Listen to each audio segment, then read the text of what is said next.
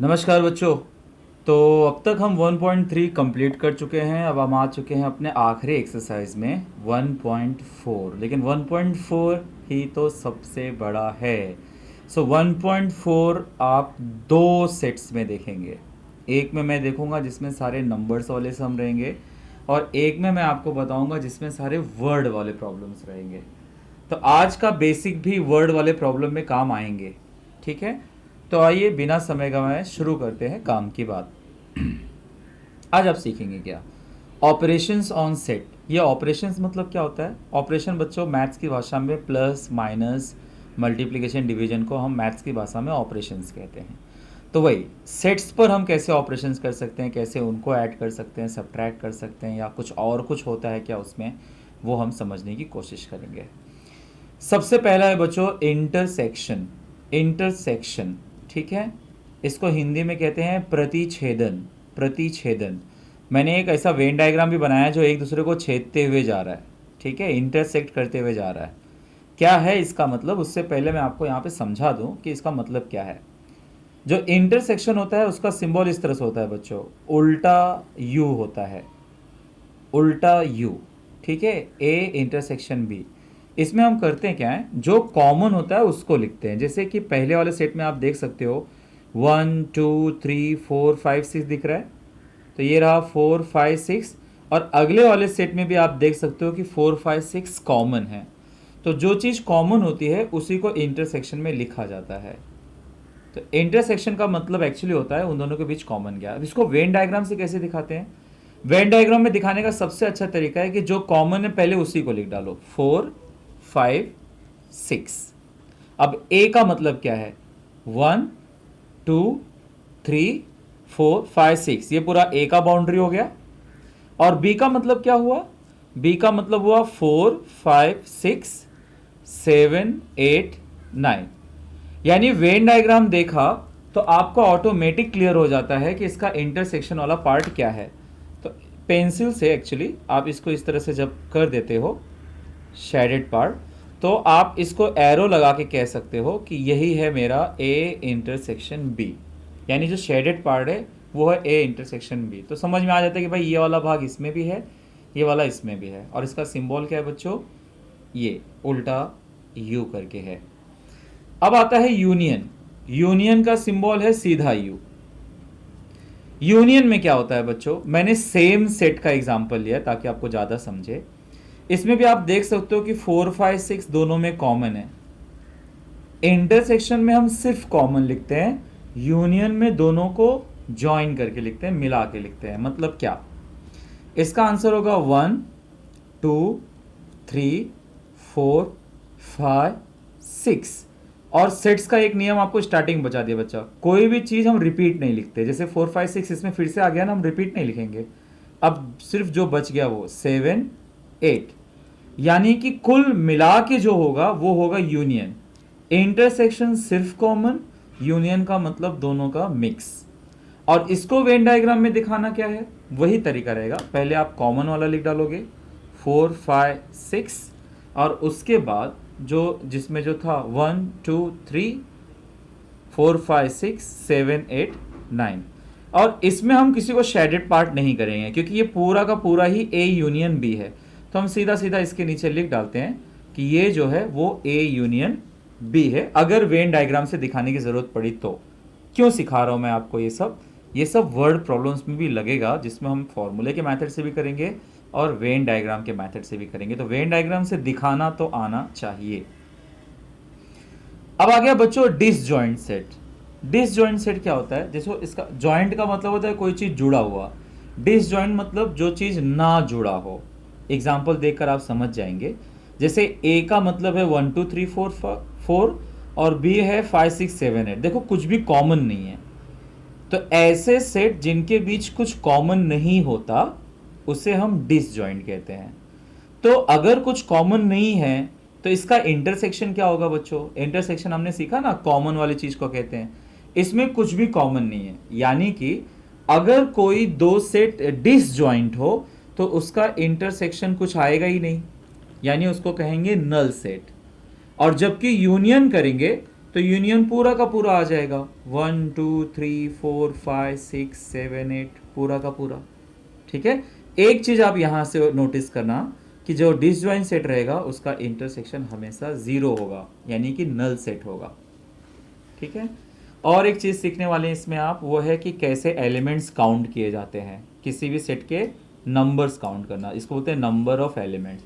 जैसे मैंने एक एग्जांपल लिया है कि a इज इक्वल टू 1 2 3 4 5 6, तो नंबर ऑफ a पढ़ते हैं इसको, नंबर ऑफ a, इसको काउंट कर लीजिए कितना है, 1 2 3 4 5 6, तो इसको मैं सीधा सीधा लिखूंगा कि number of a is equal to 6। ऐसे ही थोड़ा यहाँ पर आइए, सपोज मुझे A यूनियन B काउंट करना है, तो मैं काउंट कर लूंगा, टोटल 8 है, A इंटरसेक्शन B कितना है, 3 है, सिर्फ मैं n लगा दूंगा तो मैं इसका काउंटिंग लिखूंगा, जब मैं n नहीं लगाऊंगा तो मैं एलिमेंट्स लिखूंगा। इसी से रिलेटेड एक फॉर्मूला भी है जो अब आपके लिए 1.4 में सबसे ज़्यादा जरूरी हो जाता है। फॉर्मूला कहता है कि number of A union B is equal to number of A plus number of B minus number of A intersection B। ठीक है, तो अगर डिसजॉइंट सेट रहा तो इसका मतलब जीरो हो जाएगा, इसका कुछ मतलब ही नहीं रहेगा अगर डिसजॉइंट सेट रहा तो। तब उस सूरत में number of A union B is equal to सिर्फ number of A plus number of B होता है, लेकिन जब एग्जाम्पल आएगा तब मैं आपको समझाऊंगा। भाई अब ये फॉर्मूला सही है कि गलत है, ये कैसे मालूम पड़ेगा? तो एक काम करते हैं ना, अभी तुरंत इसका हम लोग प्रूफ देख लेते हैं। यहां आइए, यहां पर देखो बच्चों, ये एग्जाम्पल मैं ले लेता हूं। ठीक है, मैंने सेम सेट लिए थे जिसका मैंने इंटरसेक्शन निकाला था, उसी का यूनियन निकाला था। अब मैं यहां पर उसको रख के देखता हूं। पहले मेरा लेफ्ट हैंड साइड देखता हूं, number of A union B। चलो देखो, number of A union B total कितना है मेरे पास, 8 है ना? तो मैं लिख लेता हूं number of A union B is equal to 8। इसको मैं देता हूं एक नंबर, ये मेरा लेफ्ट हैंड साइड हो गया बच्चों। अब मैं देखता हूं कि नंबर ऑफ A कितना है, तो नंबर ऑफ A कितना था बच्चों, 6 था। चलो मैं लिखता हूं 6 प्लस नंबर ऑफ B कितना था, 1 2 3 4 5 6, वो भी 6 था, तो मैं 6 लिखता हूं। A इंटरसेक्शन B कितना था, देखो याद है ना, जो कॉमन आया था, कॉमन कितना था, 1 2 3, तो मैं यहां पे लिखता हूं 3। ठीक है, तो अब मैं करके देखता हूं, 6 और 6 12, 12 माइनस 3, तो 12 माइनस 3 कितना आ रहा है, 9। ये क्या हुआ, अलग क्यों आ गया भाई, 9। अच्छा देखते हैं क्या मिस्टेक है, देखते हैं जरा यहाँ पे। अच्छा, जो मैंने A यूनियन B वाला एग्जांपल लिया था उसमें एक्चुअली 9 मिसिंग है, देखो इसमें 9 था, यानी अगर मैं 9 वाला एग्जांपल लेता तो बच्चों इसमें 9 आता ना, 9 आता, मतलब एक्चुअली काउंटिंग कितनी रहती, 9 रहती।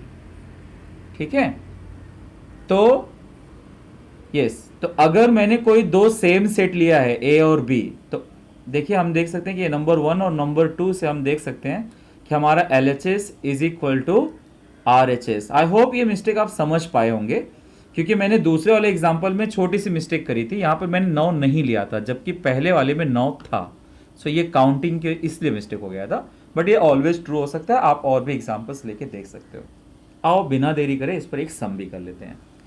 प्रैक्टिस सेट 1.4 का पहला ही सम है कि आपके पास नंबर ऑफ A है, number of A union B है और A इंटरसेक्शन B भी है, और आपको नंबर ऑफ B फाइंड करना है। तो आप क्या लिखेंगे, सूत्र लिखेंगे। पहले सूत्र क्या है, number of A union B is equal to number of A plus number of B minus number of A intersection B। चलिए A यूनियन B कितना है भाई, 29। नंबर ऑफ A कितना है, 15। नंबर ऑफ B कितना है, मालूम नहीं। Number of A intersection B कितना है, 7। सो 29, 15 और 7 कितना हुआ, 15 में से 7 गया, माइनस कर रहे हैं हम लोग, तो 15 में से 7 गया तो हो गया 8 plus number of B। So number of B is equal to 29 minus 8, so number of B हुआ 21। तो नॉर्मल जैसे हम ऑपरेशन करते हैं, प्लस माइनस का ख्याल रखना है, फॉर्मूला सही से लिखना है। और लगे हाथों में इसी से रिलेटेड सम आपको बता देता हूँ। अगर आप प्रॉब्लम सेट में जाओगे प्रकीर्ण प्रश्न संग्रह में, तो वहाँ पे फोर्थ सम है जो एकदम सेम है। तो बिना देरी के पहले फॉर्मूला लिख डालते हैं। फॉर्मूला क्या है?